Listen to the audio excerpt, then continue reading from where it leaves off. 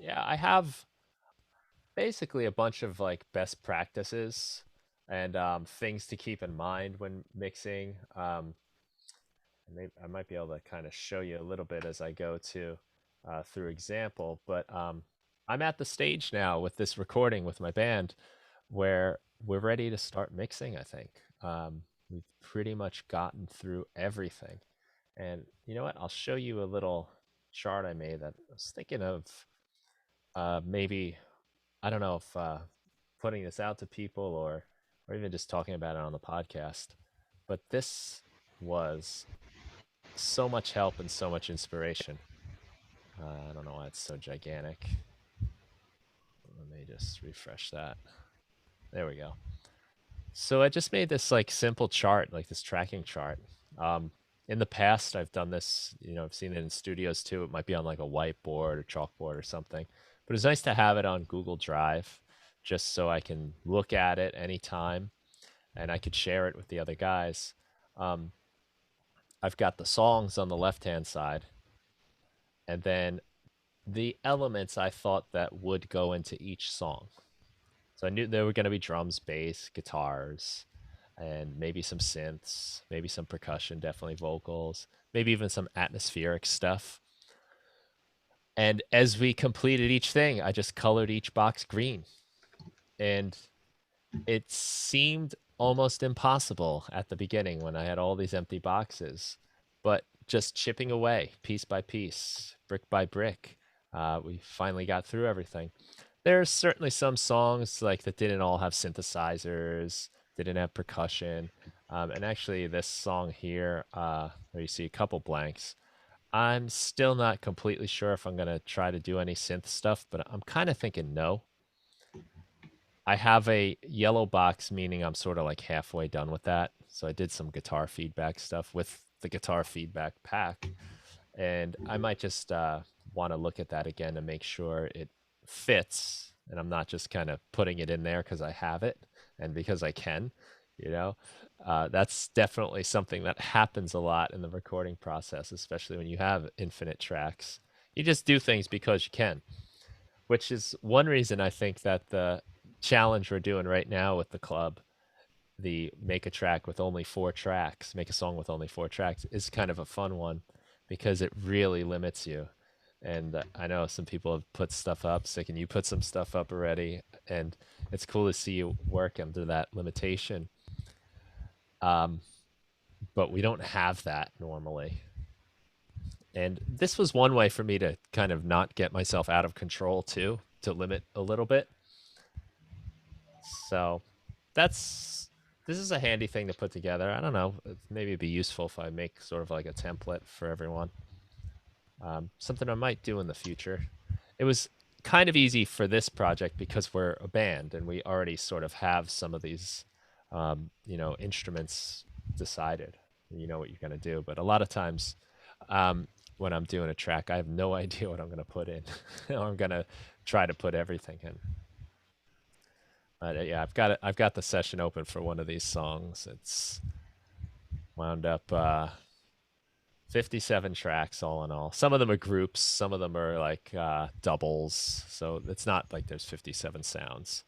And sometimes I even separate like the different vocal parts onto different tracks. Like the choruses are on one track and the verses are on another, just because I might treat them differently.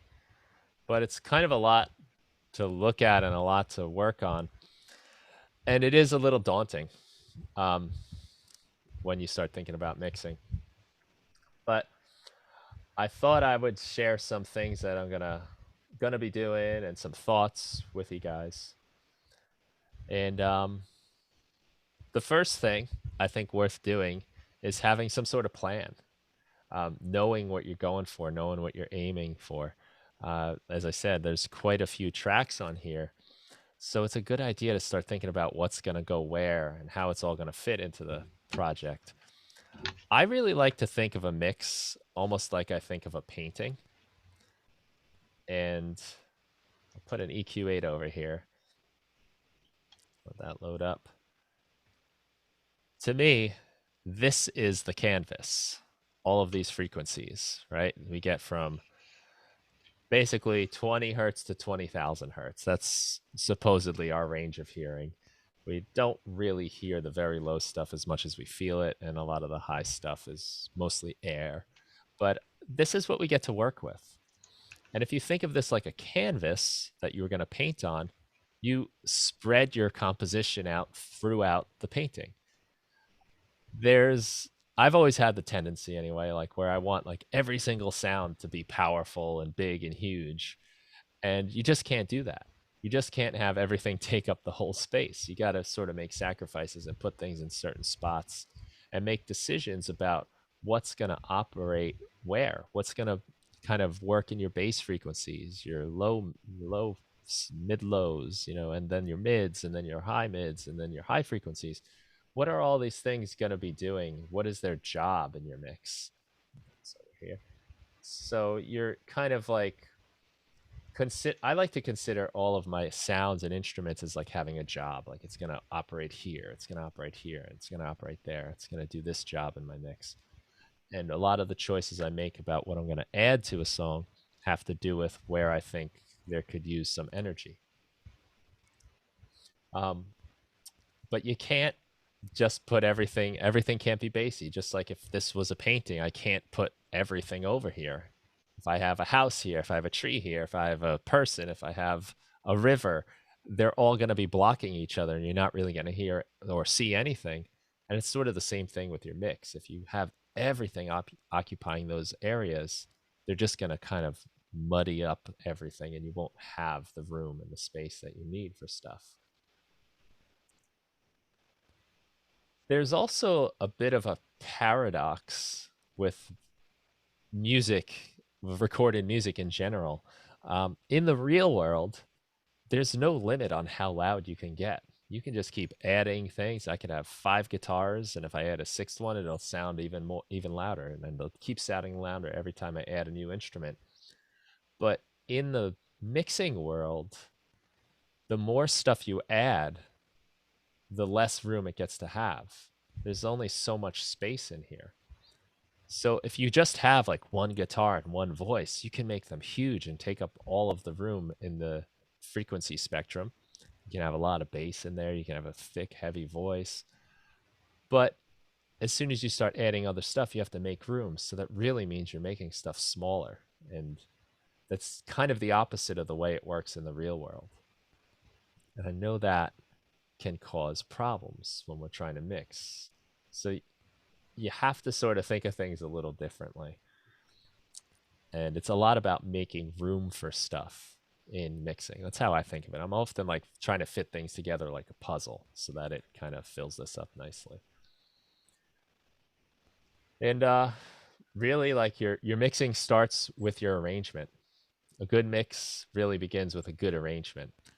And that's why certain ensembles have lasted for as long as they have, like the rock band. You've got your guitar, your bass, your drums. They all sort of have their own spot in the mix naturally.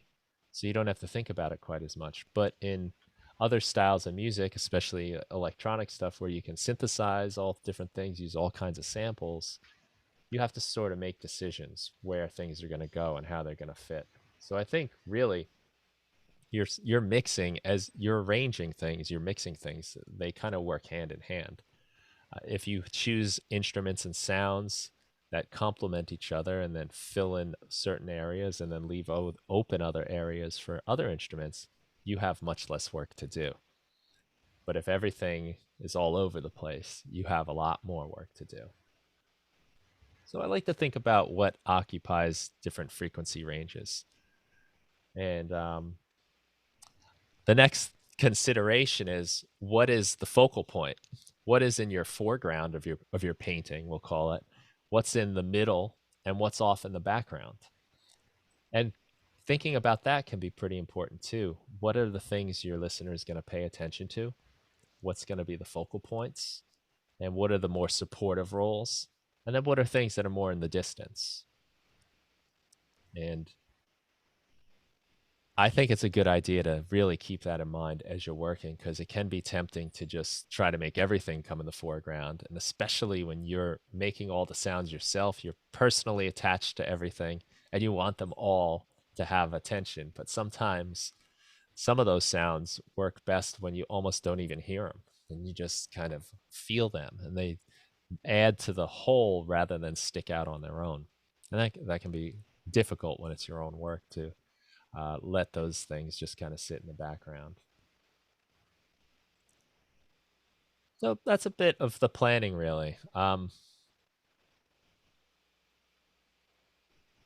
The An important thing to do, and you can kind of see I've done some of this already, is to like clean up your tracks a little bit, because everything adds up in your songs.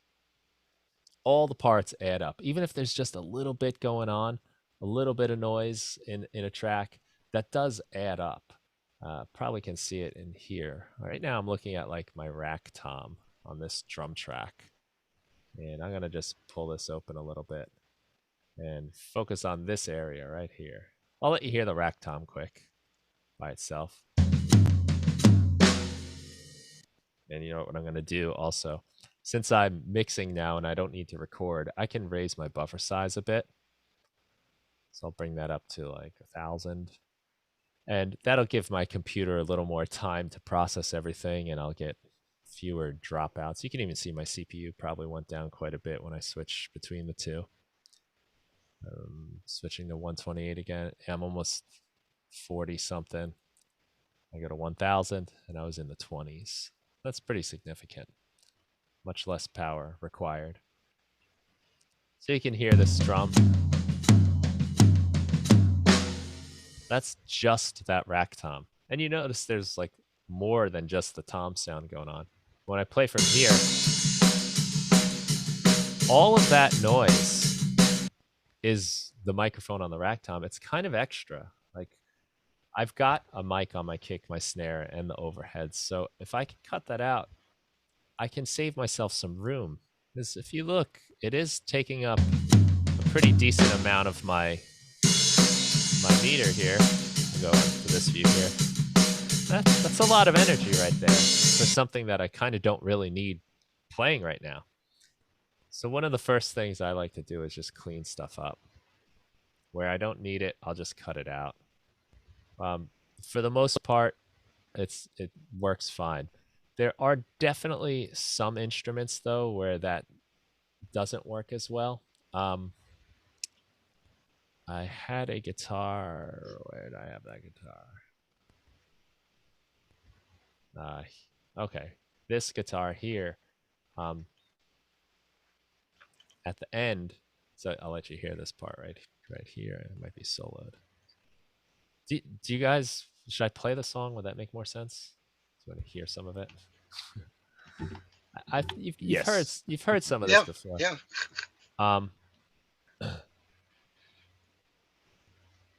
Let's see. So here we go.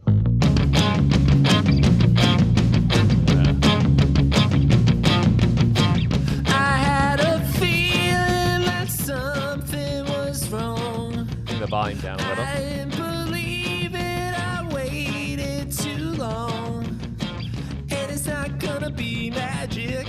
That's up to you. Ain't no kind of magic gonna do work for you. Can't fight the feeling. Can't fight the feeling.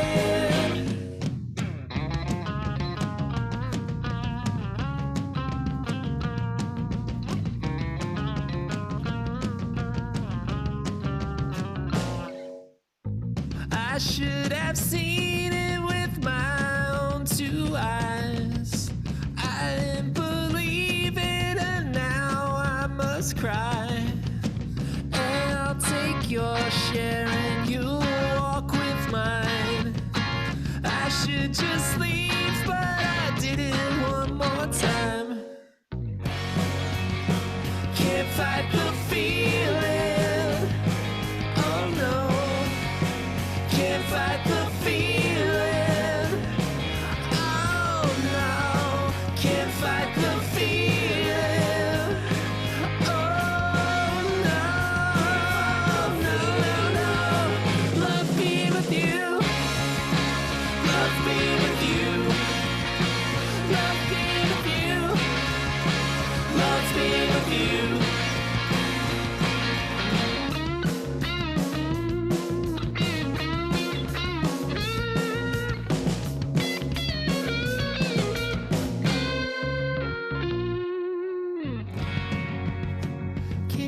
the feeling. Can't fight the feeling. Can't fight the feeling. Can't fight the feeling. Love being with you. Love being with you. Love being with you. Love being with you. I love being with you. Love being with you. Love being with you. You, yeah, yeah,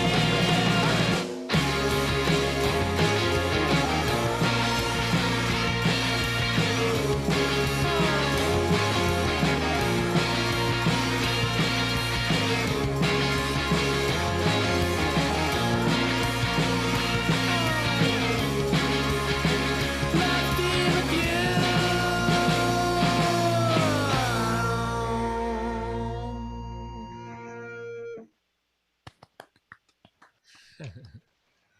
Hey, Brian, That's good. That's good. I have a question, Thanks. Yeah. Brian. What's up?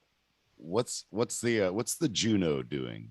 I'm just curious. I saw the Wow. Juno on there, and I was like, what? I can't pick it out, so I'm curious what it's doing. It's pretty quiet. Yeah, I figured that. That's a good example of something that I kind of want to be not completely noticed. You Right. know, I might bring that up a little.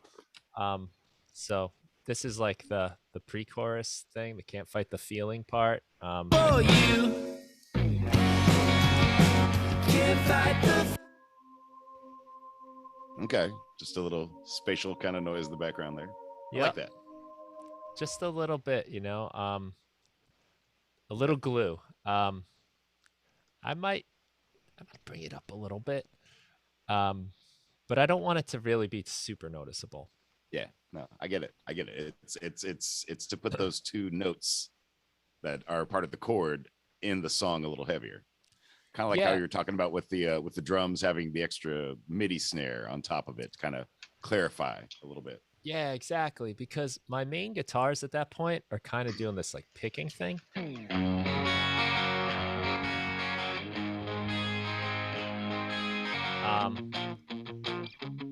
And we felt like it lost a little bit of energy.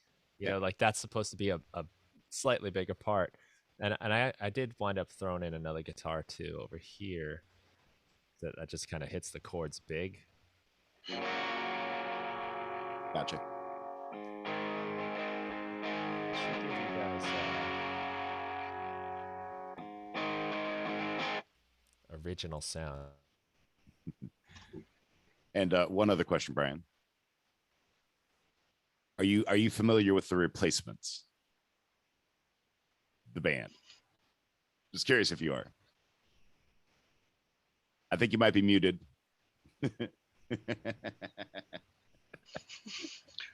I'm muted. Oh boy. I'm back. I saw you laughing and saying stuff, and I was like, I don't hear what you're saying, man. Yeah, I was trying to turn on the original sound. I think I muted myself at the same time. Gotcha. Yeah, a little bit, but not a lot. Yeah, I think you should listen to a little bit more of them. I've been wanting to say that for a while since we've started this up.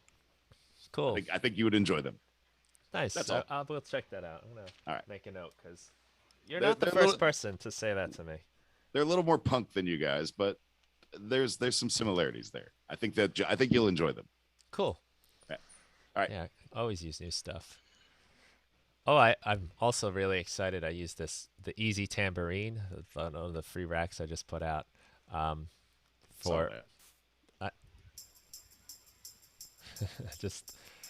just helps. And I'm just holding down. You can see here, it's just 2 MIDI notes that I'm holding down, and I get that like nice little.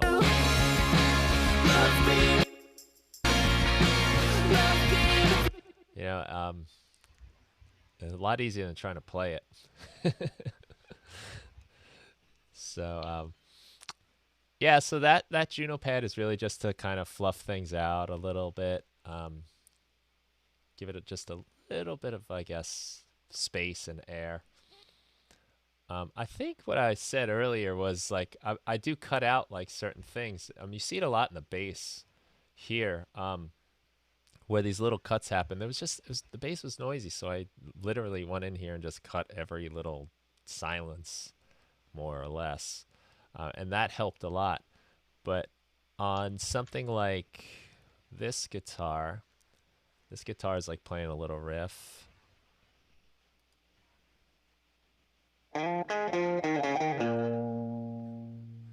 you hear the buzzing in these little sections, the silences. I I felt like when I cut that out, it just sort of like that guitar just like popped in your ear and then vanished, and it didn't feel very natural. So there's a bit of balancing you have to do too. And that was one of the critiques one of the guys in the band gave another track too, was like it just sounds like this guitar jumps out and then you can hear it disappear. And it didn't feel like that guitar player was there anymore. you know, sometimes just the little brooding stuff that isn't really in there is nice. Um, but you'll also probably notice, and again, I did some mixing as I'm going, but I'm really thinking I'm going to have to sort of do a little bit of starting over. Um, I am cutting out a lot of the low end on that guitar. So that's not interfering and adding up with all of the other stuff. And I saw that comment worrying about frequency buildup. That is an issue. Like this guitar, even though it's just that one little part, if I turn this off, or I'll have to do it this way. We'll just like you actually hear that come back in and the low end. It's just so much more than I need compared to this, which it might not seem like a lot, but I bet if I looped just this little part and we looked at our master, let's see, or maybe I'm a liar. But you see down here on our master fader, it got a little bit louder. I'll turn it down again. Just a tiny bit though. But that's stuff. If I have 57 tracks going or whatever I've got now, if I let that through on a number of tracks, it starts creeping up and I start losing space for my music. It's like again, just to say like that painting metaphor, it's kind of like I'm just letting my river kind of overflow into my landscape a little too much. So I find like little things like that where you really don't miss it. Like you don't feel like the guitar sounds any thinner, but it does help the overall accumulation of noise, and it gives you more room to actually get the music through and not so much of just like all kinds of like thudding and thunder in the low end. And it could be the high end too. It could be anywhere really where you might get frequency buildup. I find especially though the low end is the culprit. So yeah, I like to clean things up, and I've heard people say like never use solo when you're mixing, but I use solo when I'm doing like my cleanup stuff, when I'm like listening to like this track and I want to get it EQ'd right or something. Or I'm sorry, not EQ'd right, but I want to like cut out some of that stuff I don't need. I'll use solo for that. But some of these guitars, I bet if we listen to in solo,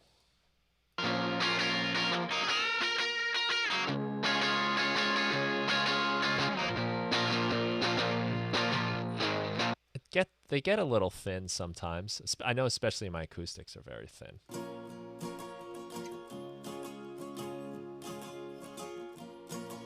I've EQ'd a lot of the low end out of these. And like if that was the only element in my song, yeah, they would be a little thin and I might want to bring the bass in. But in the context of the mix,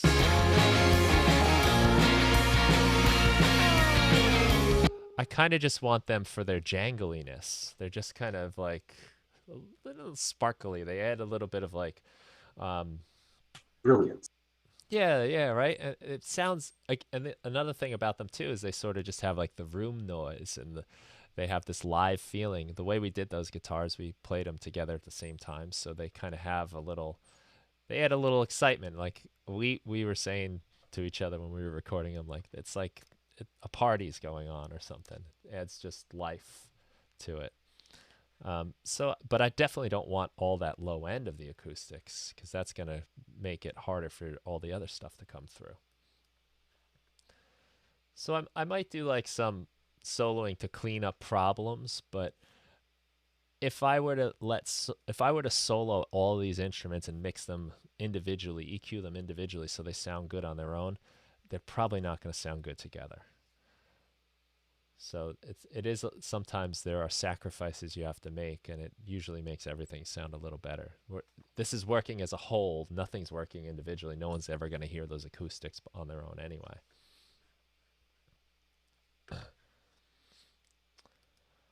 What else as far as cleanup I wanted to mention? So, uh, someone came on. Do you Yeah, do you do your EQing pretty much solely on the master track? Do you do any on an individual track basis? I have a lot of EQing on the individual tracks. Yeah, Okay. I'm not gonna tell you that what I have on these tracks is definitely what I'm going to keep because I might, like I said, I might have to go back and do some of this over. Um, but I usually EQ on the tracks themselves. I don't usually do much on the master actually. And Yeah. since this will be going to get mastered, I kind of don't want to have to do that. I want to get everything to sound good before it hits. Though I do have like a drum group here that I might EQ a little bit. I didn't do anything except cut out like the extreme lows. Um, but again, I'm not positive I'm going to keep the mix the way they are. What I'm probably going to do is I'm going to save this as a copy, and I'm going to just take everything out, and start from scratch and see if it sounds better or worse. Kind of compare a little. There's like some stuff that I've done that's for the tonality, like amplitude I've put in for like that's the tone of the bass. We just plug the bass direct, so that's where all the tone of the bass is coming from. So that stuff I might not really touch, but some of the other stuff I might touch a bit. But yeah, I do tend to EQ a lot of stuff, mostly to clean it up. I'm cutting things a lot just to get rid of stuff I don't need. Did that a little bit on the vocals too. Um, but a problem I have in all of these songs really is as I've been doing this, I'm adding and adding and adding stuff, and I'm running out of headroom. So my song, if like, I'm gonna just put it up to full level. You might not hear me as well, but I just want you to see like I have very little headroom.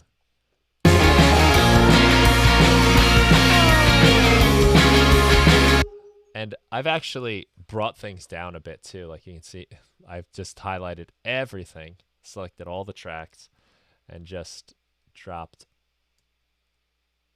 all the volume. So I just basically did something like that. Just selected all the tracks and just brought them all down because it was just too much. And one of the things that happens when you start just mixing everything to your ceiling is it starts to sound mixed even though it's not. It's just everything's so compressed that you can sort of hear everything. And then if you lower the volume on all of the tracks, you start to hear the imbalance of it all. But you do want to leave some headroom. I've been told and read that like -6 is like a good place to be peaking on your master. So like around here. But you also want to make sure you still have dynamics, that it's moving. So if I compress the hell out of everything and then just get it to peaking at -6 and it's still just hitting right up to -6, like that green bar isn't moving and pumping with the song like it's supposed to be, like I still have dynamics issues, so that's something I'm probably gonna have to work on all these tracks because a lot of what I'm doing as I'm recording, I'm trying to get it to sound like cool, so I feel excited about it, but I'm kind of like over compressing a lot of stuff, I think.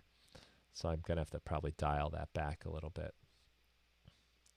If you mix things so that's always hitting up top here and there's no dynamics, there's really not much anyone can do when they're mastering your track. They can't really round things out. That you've taken away all of their room to work. I like to think about it like um, if you pictured like a bunch of people standing in a room of all different heights. So like the tall people will say are kind of like your loudest instruments, and the smaller people would be the more rhythm stuff, the background stuff.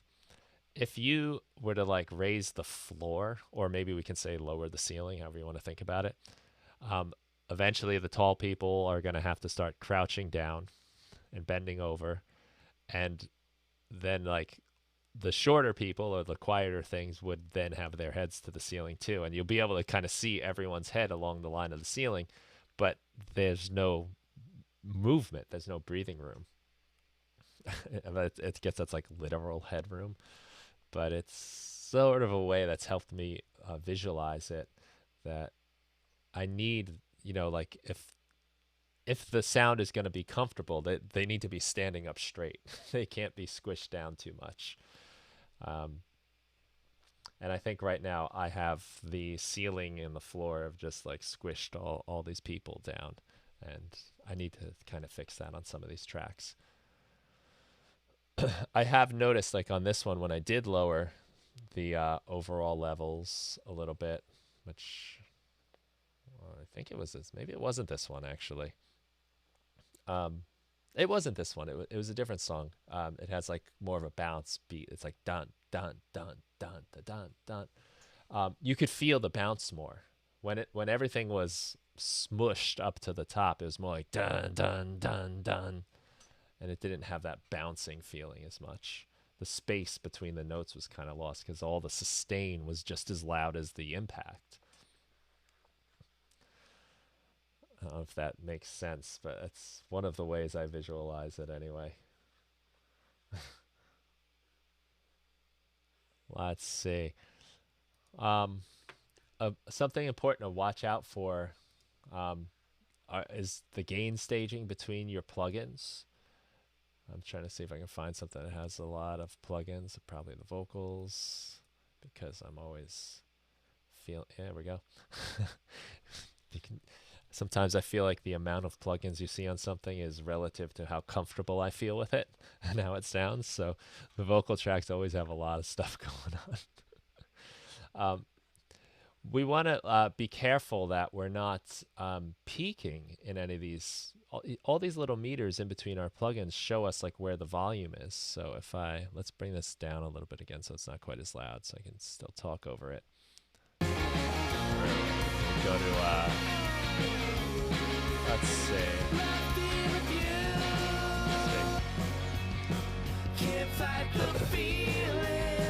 So we can see what levels we're at here. And we can see it got a little louder, a little louder. I want to make sure that I'm not doing something like cranking this up only to turn it down here. I should have clicked on that. Let's see. Click right here. Did it one more time. So, why did I do that? Oh no. Can't fight the wrong track here. It was a. What was that? It was a different track. It was, right? Yeah. Here we go. I'm ruining the mix as I go. So. Okay. So now I'm peeking out over here. I don't want to just turn it down here,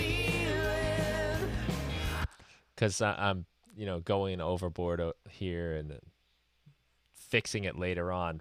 The better thing to do would be to get it right here and to not have to fix it later, because then I can add all kinds of distortion and clipping and stuff. Once it clips, it's, kind of ruined a little bit. Though I will say, it seems like live is pretty good about this. It sort of helps you a little. It's not as bad as it used to be. Um, but it's something to watch out for because that can cause problems in your mixing. Also, this makeup button is a little dangerous too. Let's speak of something specifically because this will add volume. It'll add level to your. You can see it happen here. I'm gonna turn it off. My volume goes down. Really, what this is doing, it's compensating for the gain reduction. So as the gain gets pulled down, the makeup gain is automatically bringing it back up. And the reason I say I'm using it here, I'll just leave it for now because I'm probably going to have to do this over anyway. But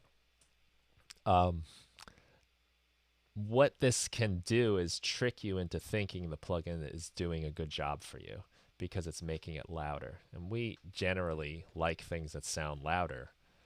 I mean, if I just took like, I don't know, I'll just take this Juno track maybe. Or maybe I'll take something that's not as CPU heavy, like this guitar. You duplicated it.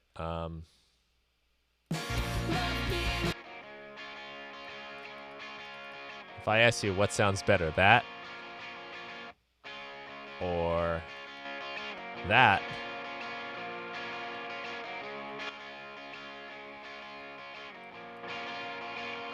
it's pretty likely we would pick the one that's just louder. We prefer sounds that are louder. Just we can hear more detail of it. It sounds more present. It's kind of like an optical illusion, really, or not optical, but auditory illusion. And using plugins that automatically add gain to your tracks can make you just think the plugin sounds good, and it might actually be making it sound worse in reality. There is a Max for Live device. I don't know if I don't think I have it. It's like a gain compensation Max. See if I can find it for you guys. Volume compensator. Here we go. So I'll put this. I think this is the one. Let's see here. Show you real quick. Yeah, this is it. I must have downloaded it because it says purchase again. It will basically compensate the volume, so it'll keep everything at the same volume for you. So once it goes through the compressor, it'll bring it back down to this level right here. So it's the same going in as it is coming out. That could be useful. Some plugins actually have this built in. I'm trying to think. I think one of the ones Baby Audio just came out with has it. They compensate the volume for you, which is nice because sometimes we think. I put the link in, right? Yeah. Well, this is a more direct link I'll put in for you. We don't want to think something sounds better just because it's loud, and that kind of helps us a little bit. I guess I downloaded that, but I haven't actually played with it yet. That's one thing we do. That's why I have my Try Me part in my favorites, by the way. This here, I've got one called Try Me. This is where I put stuff I get, new stuff, or stuff I download. I wonder if it's in here. It's not. Volume. I don't know. I guess I don't have it, but I like to use this particular part of my favorites to just stick things that I might forget to try. This reminds me to like try stuff out.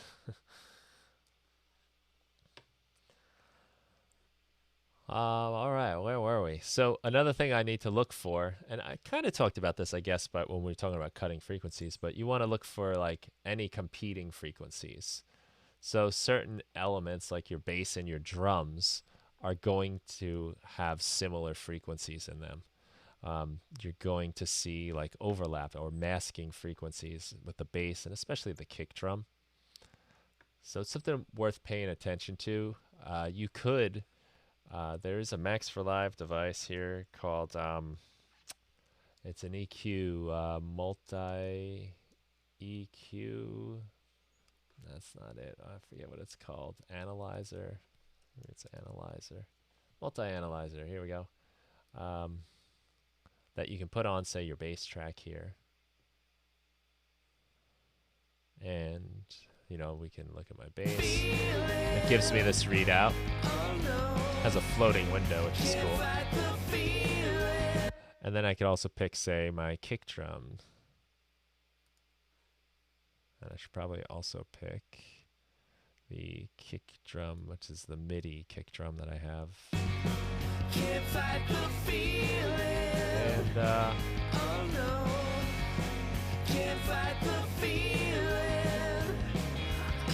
you just kind of see how things are operating together. So in this case, the green and the yellow are my kick drums. They're peaking around here. The bass is a little bit ahead of it. I might consider making a little room in the bass so that the kick drum just has a little more space. So I might cut a little bit in the bass. Around here. Might be something I think about doing. The other thing you could do is you could get wild and do like some kind of like a Fab Filter has a dynamic EQ that will move the EQ in real time, and also Isotope has Neutron, which will uncover masking frequencies, and you can actually use their dynamic EQ to listen to the kick drum, and it will lower the bass on the bass track every time the kick drum hits, which is kind of neat. You could set that up too in live. I can do that, I guess, if you want. We would do, probably the way I would do this would be an audio effect rack. I probably built one of these already. Let me see. 3-band effects. So I've built one of these already. So I've got this effect rack that has 3 different bands. The low, and I'm using an EQ3 to isolate the lows here. Then the mids, we only have the mids coming through here. And then we got the highs. And I think I've put this out as a, I thought I put this out as a free pack somewhere along the way.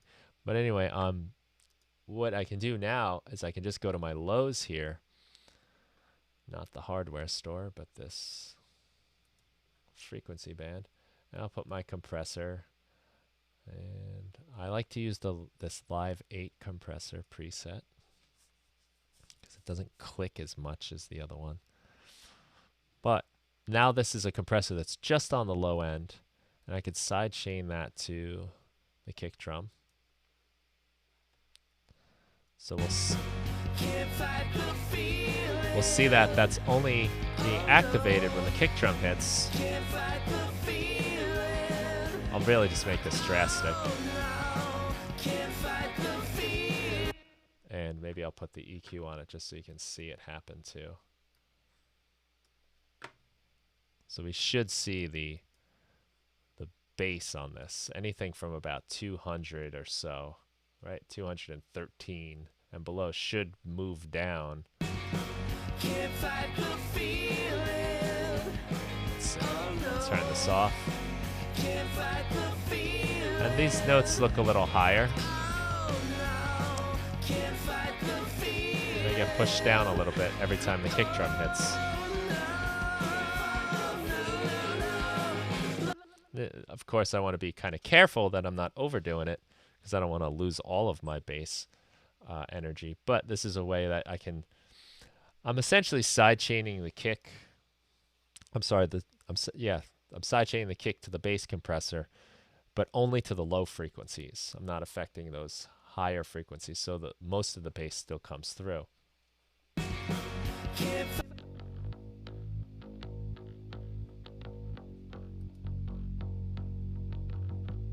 So I'm obviously doing this a little too much. Turn it off.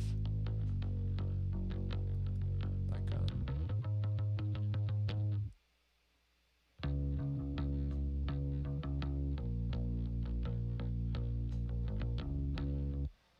that's one way to do it. I think it's a little less intrusive than if I put it on everything. Because even like the higher frequencies get reduced now.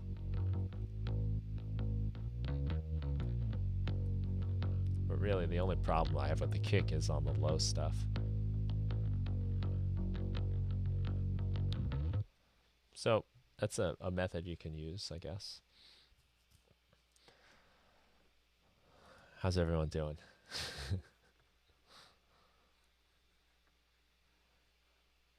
You guys? I have used that method Good. before. Yeah. Oh, you have? Yeah. Oh yeah. Yeah. Cool. When Yeah. I think you actually did send this out as a rack because I think that's why I was messing around with it. So. Yeah, I think I did this. Or maybe you made it in a video and showed us how to make it or something like that. Because okay. I know I've messed around with this. All right, cool. Yeah, I think I did like a multi-band effects.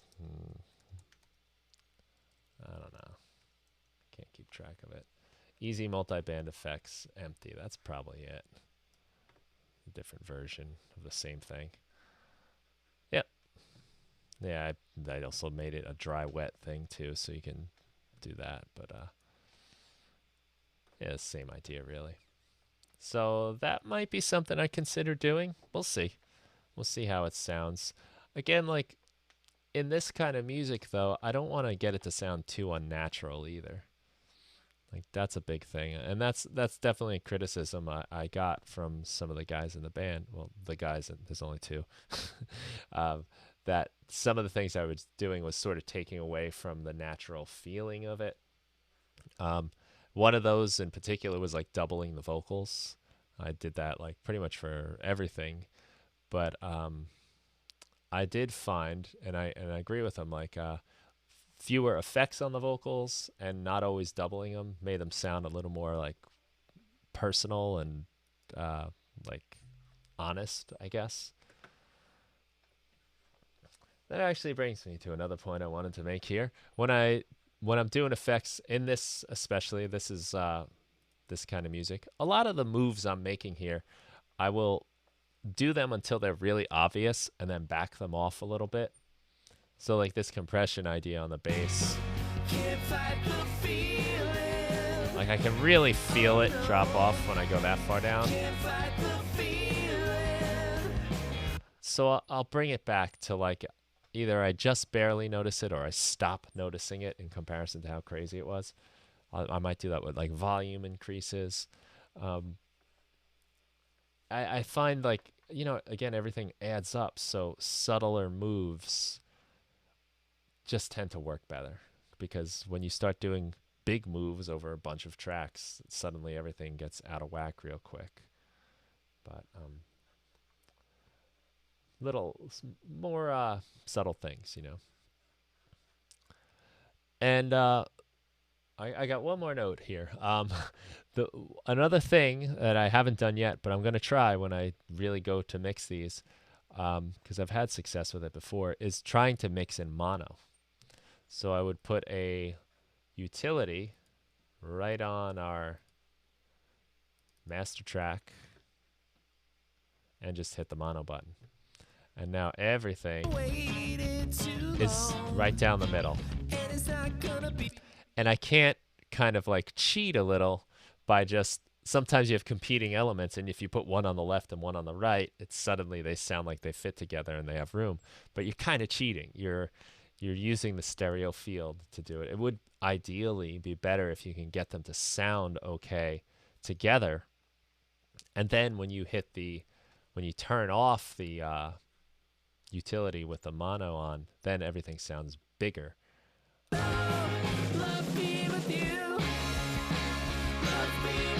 Turn it off.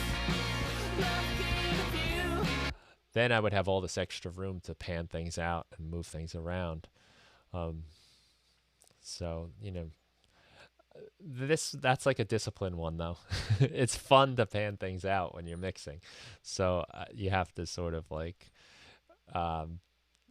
withhold your satisfaction and do it for a while in mono. And I do find whenever I can do it, when I can help myself. I suddenly, when I hit the turn off the mono, I have all this room now to move things in the mix, and I get like just more separation between stuff, and I'm not relying on just moving them away from each other to get them to fit well in the mix. So a question then. Yeah. So what you're kind of hinting at is that you might kind of EQ sounds to make them work together best in mono first, and then put it back to stereo, and then kind of mess with some stereo effects on them. Correct? Exactly. Okay. Exactly. Okay. Yeah. So the mono would be an earlier stage, mixing Yeah. it in mono, and then finding it a good mix in mono, and then going to your stereo field and messing around with it. Yeah. Correct? Yeah. Okay. Yeah, Interesting. and you could also plop it on now and just listen to your mix and be like, oh gee, like listen to what that drum is gone. Like I don't hear that floor tom anymore or something. I have my toms panned far left and far right, and I think that's kind of like affording me a little bit of wiggle room. Like I might have to look at those a little bit and how they operate with the bass guitar too. Um, but by moving them to the sides, now the bass is in the middle. Those are off to the sides, and it kind of works a little better. Um, so it's something I'll probably listen for. Just hearing what it sounds like. Um, but my plan is to, like I said, make copies of these songs so I don't lose what I have. I might print some of the effects, like especially like some of the guitars that have like amp simulations on them. I might just print those so I don't really have the option of going backwards. And then, I mean, I could always open this old session, but then just really work with them as if that's how they were recorded. I think if I start from scratch again, I might do a better job because a lot of the choices I made on, especially say like the drums, the bass, the rhythm guitar, that was when those were the only 3 elements in my song. All I had recorded so far were those parts. And since then, I've added extra guitars, vocals, keys here and there, some percussion on certain tracks, background vocals. So now there's all of these other things that needed to fit in. And I think I might make different decisions, knowing that now. But I didn't know that when I was doing it originally.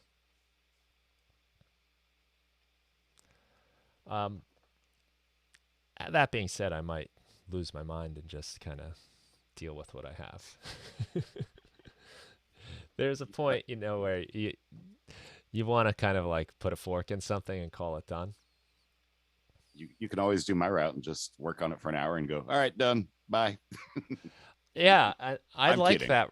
No, I like that, honestly. I do like getting stuff done fast. This project has been a departure in a lot of ways. And it's also because I'm not the only one involved, so there's a lot of back and forth that happens. But I do like working fast and moving on because I think I learn more, I grow faster, and I make decisions quicker. Here I'm like, should I do this? Should I do that? And it drags it out a little bit. It's fun. It's definitely great to do that on certain times. And since this is a bigger project than like some of the other stuff I've done in the recent past, we want to get it right. But there's definitely something to be said for going turbo style, I can't wait to do that again. I'm very excited. So there's a big part of me that's like, I just want to get this done and then just bust some stuff out real fast. So I understand that way of thinking too. Speaking of looking forward to stuff, your recent interview, I can't remember who it was with, but what's the name of the company? I can't think of the name of the company, but the Instrument One and the Artiphon. Yeah. Artiphon, yeah. Yeah. I'm looking at the Instrument One. I'm trying not to buy it, but I probably will. It looks pretty cool. I've seen it quite a bit on Instagram. Yeah. People using it all kinds of ways. Some people play it like in front of them. Some people play it like guitar, which is kind of cool. Yeah, it does look neat. It does. The Orba, I actually have it right here. This thing's pretty cool. I've I've really only spent an hour or two with it. I'm excited to see how it works inside live, especially with some of the MPE stuff, because this thing has a lot of like you can have it set up to do MPE. I don't have a like proper MPE controller. Push has the aftertouch, which is polyphonic, which is really cool. But this has a few more things you can do that I'm excited to see, because uh, that's gonna be really neat when MPE is like the standard. That's half the reason I'm looking at it is for the MPE function. Yeah. Yeah, I don't know. I think that's gonna be a new thing really soon. I don't know. Maybe Ableton will cook something up. But yeah, hey, if you try it out, I'd love to hear what you think. Um, Seems like people that have it like it a lot.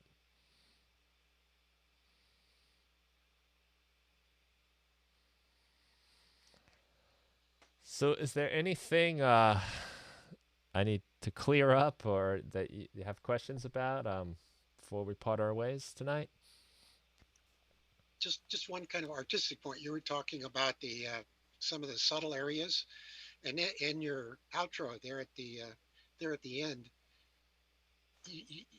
the it's a guitar piece, and you had the rhythm guitars, and then you had the chorus or the choir, the vocals coming in, and I was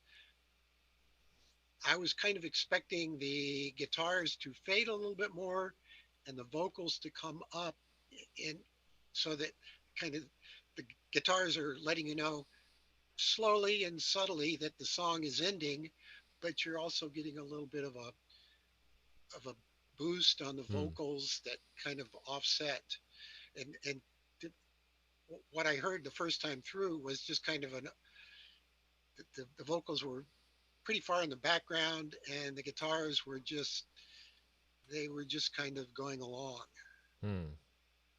But that's just it's purely personal.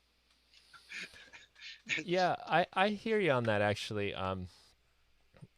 In listening back, I think the vocals could definitely be a little more of a thing. Um, I think when we first, like the day after we finished this, and I was listening back, I was kind of wasn't feeling them, you know, and I tucked them Yeah. away. But I don't know why I thought that. That's the weird thing about vocals, I think too. There's so much more than every other instrument. There's this like, it might just be just because I'm really like I'm not a trained singer, obviously. So It's a very personal thing to it sing. Yeah. it is, and Guitars always kind of sound the same, but your voice, that's you. That's very uniquely you, you know. yeah, and I get like these times where I just like I got to put that in the background, you know. But I think like they're fun and they're part of they're really when we play live, that's the thing that happens at the end. The guitars aren't even there. I mean, we don't have enough guitar players to do those, so they're kind of like an afterthought, really. Um, so yeah, I agree with you on that. I think they will probably come up and be more prominent in the final rendition. So yeah, that's all that weird stuff happens with this. You hear things one way, and then I've spent a week or two away from this stuff, mostly like working on the pack and doing some other stuff. So it's coming back to it. I'm like hearing things like, "Oh, what am I doing there? Why didn't I do that? Or why did this happen? Why is that so buried? Or why is that so loud?" Well, that's kind of an ongoing problem. I mean, every time, even after you're finished, you hear it again. You're going to have those moments where, well, what was that about? Why'd Hmm. they do that? So, you know, you declare it finished at some point, and then whenever you revisit it, you will be reminded of some things that you will do differently next time. Yeah, that's very true. That's a big reason I'm excited for next time. You know. Yeah. Yeah. It's been a lot of fun though. We're enjoying it, and that's that's the whole reason we started playing together in the first place, just to have that enjoyment of getting together. That's half the fun. Like when you play in a band too. Just if you playing with people that you enjoy being around, just the hanging out. You know, it's a weekly hangout that we have, and the band is sort of like. I mean, of course we love it. It's there's a little bit of like an excuse for it too. You know, it's Yeah. it as I've gotten older, it's harder and harder to see my friends. So um, when we have this like regular thing that we do, we see each other more. Yeah. Yeah. I have one question actually for Joe.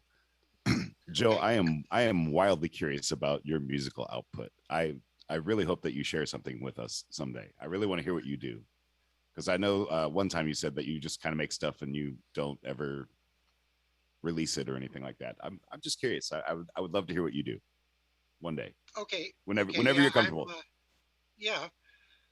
I'm very Part of curious. I would love to hear it. yes, part of these sessions is, well, it's kind of nudging me into that, going ahead and finishing something, putting a little polish on it, and sharing it. So I would even love to hear maybe some of your raw stuff, unpolished. okay. I would actually I'm just very curious on what you put out. I would love to hear it. And I mean this very sincerely. I really do, Joe. Okay. I'm curious about your musical voice. I would love to hear it one day. So I hope you Yeah. feel comfortable sharing someday. Yeah. I Well, second that. okay. Yeah. Yeah, it's okay. Yeah, but I mean, I have so many pieces, so many things. I mean, I've been doing this same thing for a long time, Yeah. and yeah, I will. I will. No. I really mean it honestly. I look forward to that day. I really want to hear what Okay. you do. Yeah. Okay. Okay. Well, Cool, thanks for Joe. the encouragement. No, I mean it. I love all kinds of music. I don't think I could say that enough. I like the techno. I like world beat. I like what Brian does. I was in a punk rock band where I threw beer cans at people and scream. I love heavy metal.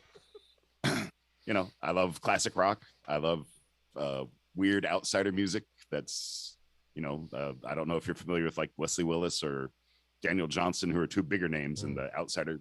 But Laurie Anderson, Wendy Carlos. I love all kinds of stuff, Yeah. and I would just Yeah. you're a unique person, and I want to hear your unique musical voice one day. I'm looking forward to it. I mean it wholeheartedly. I really, really do. I hope you Okay. feel Well, comfortable sharing someday. thanks. Yeah, Okay. cool. Okay. Awesome. You know that reminds me. I've been planning. You know how things go, right? You think about it for 100 years before you ever do it. But I've been planning on doing like a more consistent like live stream just through YouTube. Mostly, or at least partially to have a regular schedule. And pretty inspired by Ben Burns, who I've had on the podcast a couple times, and he does the 2 hour track challenge every single week, and has made so much music doing that, and grown so much. I love talking to him about it because he has so many great insights from doing it. It's kind of like the January, just the regular showing up. Um, but what I was thinking would be cool. There's so much good music happening in our Discord. There's so many people putting up songs, doing the challenges.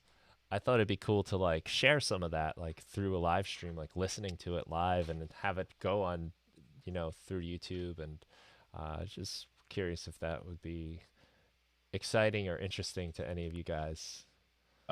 So recently, a friend of mine was looking for background music for one of his video projects that he does, Mm.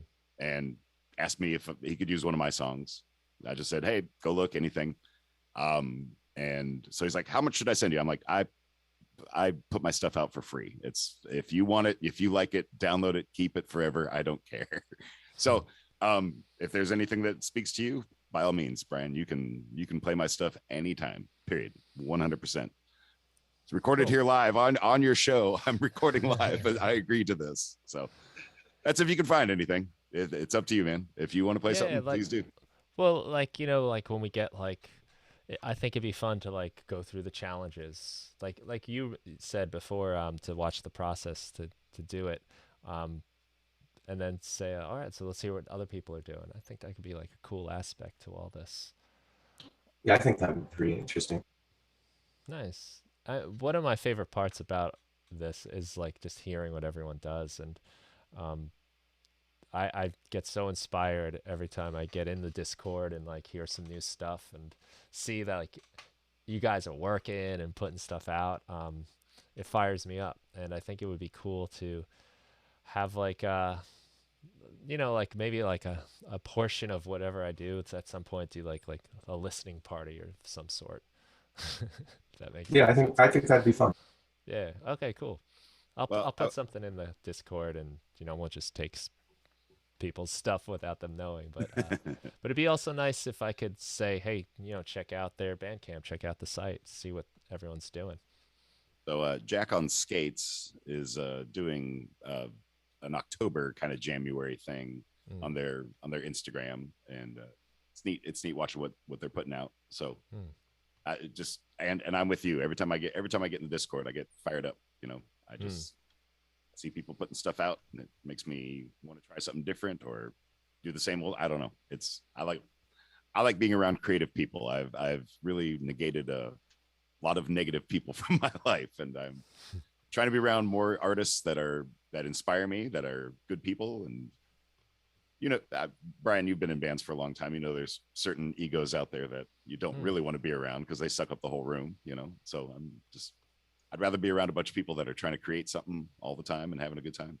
And that's why I love the Discord for this. I really do. Same here. Yeah, me too. All right, cool.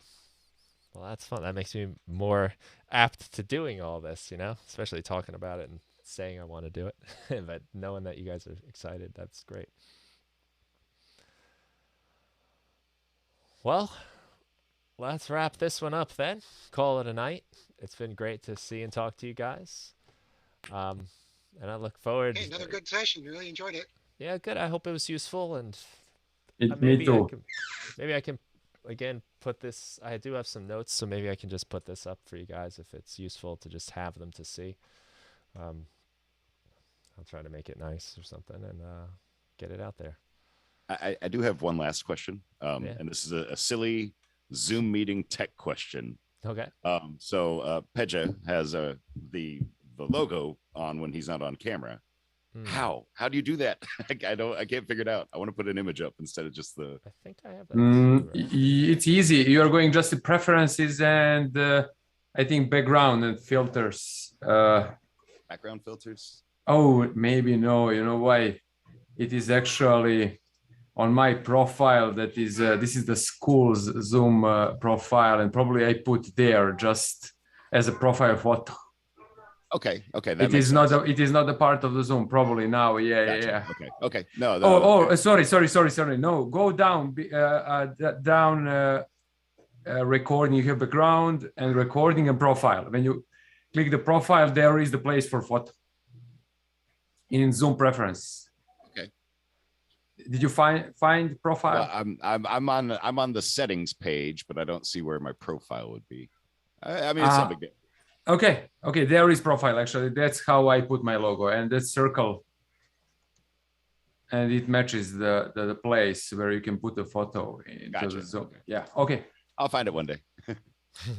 And I like the idea, that Joe shared the music. Actually, it's a good moment just to say. Last year when I was watching your meetings, Brian, at YouTube before I became the member, actually I heard his voice, and a couple months ago I heard for the first time and say, oh, I'm familiar for Joe's voice, somehow, and he became famous, and now he's with me. So yeah, if I can say, I played around with the settings. Yeah, so really would like to see hear his sound. If I can say Papa Joe's the best, maybe, and the worst songs. You can choose two for us to share with us. Okay. Okay. I'll give it a shot. Yeah. Nice. Well, cool. We'll leave it at that. Have a good night, everybody. Thanks, everyone. Okay, Good night, everyone. Good Take night. care. Bye bye. Ciao. See you soon. Bye.